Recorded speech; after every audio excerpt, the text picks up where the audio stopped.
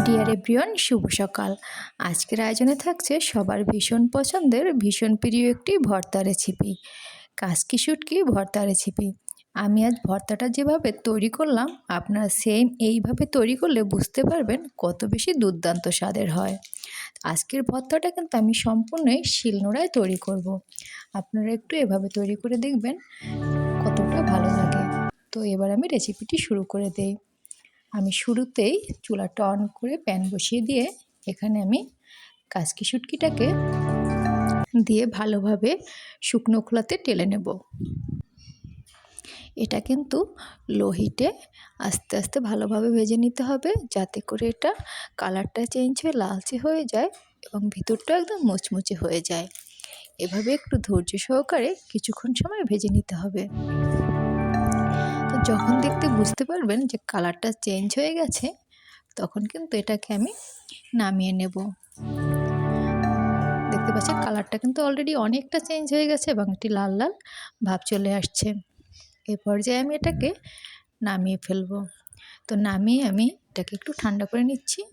এদিকে এই প্যানে আমি এখানে তেল দিয়ে দিচ্ছি। তো অবশ্যই যে কোনো ভর্তাতে সর্ষের তেল ব্যবহার করবেন। তো আমি সর্ষের তেল দিয়ে এর মধ্যে আমি দিয়ে দিলাম 9-10টা শুকনো লঙ্কা।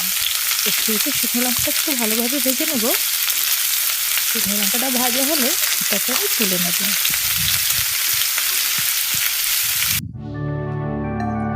এটা তুলে নিলাম।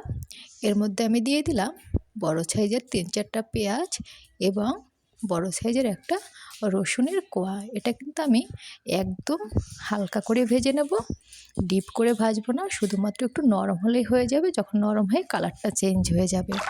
এদিকে কিন্তু আমি যে মাছটা ভেজে রেখেছিলাম সেটাকে একটু ভালো করে ধুয়ে নেব, কারণ শুটকির মধ্যে কিন্তু অনেক পরিমাণে বালু থাকে। এদিকে পেঁয়াজটা ভেজে নিচ্ছি। পেঁয়াজটা কিন্তু দেখেই বুঝতে পারছেন অনেকটাই নরম হয়ে গেছে, প্লাস কালারটাও হালকা হালকা একটু লাল লাল ভাব চলে আসছে। এর মধ্যে এবার আমি দিয়ে দেব ধুয়ে রাখা শুটকি মাছগুলো। দিয়ে পর্যায়ে এটাকে আমি ভালো করে ভেজে নেব। এটাকে আমি আস্তে আস্তে ভালোভাবে ভেজে নেব, তবে এটা কিন্তু হাই হিটে ভাজা যাবে না, তাহলে একদমই পুড়ে যাবে আর ভিতরটা মুচমুচে হবে না। এভাবে আমি কিছু সময় নেড়েচেড়ে ভেজে নামিয়ে নিয়েছি। এবার আমি একটি শিলনোড়ায় শুরুতে নিয়ে নিয়েছি শুকনো লঙ্কা এবং লবণ। এটাকে আগে ভালোভাবে বেটে নেব, কারণ পেঁয়াজ রসুন বাটার পরে কিন্তু শুকনো লঙ্কাটা ভালোভাবে বাটা যাবে না। তো শুকনো লঙ্কাটা বাটা হয়ে গেলে এর মধ্যে আমি দিয়ে দেব যে ভেজে রেখেছিলাম পেঁয়াজ এবং রসুনগুলো, সেটাকে আমি বেটে নিচ্ছি। তো এটা বেটে নিয়ে আমি এখানে কিন্তু কাসকি শুটকিটাকেও একই সাথে বেটে নিয়েছি। আপনারা চাইলে কিন্তু ব্লেন্ডারও করে নিতে পারেন, যাদের বেশি কষ্ট মনে হবে। তো এবার আমি শুকনো লঙ্কার সাথে মাছটাকে ভালোভাবে মিশিয়ে একটু দিয়ে দিলাম সর্ষের তেল দিয়ে এবার একটু হাতের সাহায্যে মেখে নিচ্ছি। হাতের সাহায্যে মেখে নিয়ে এটা কিন্তু আমি আবার ভালো করে আরেকবার বেটে নেব।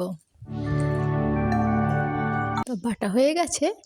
দেখতে পাচ্ছেন কত সহজে কিন্তু তৈরি করে ফেললাম দুর্দান্ত স্বাদের শুটকি ভর্তা রেসিপি।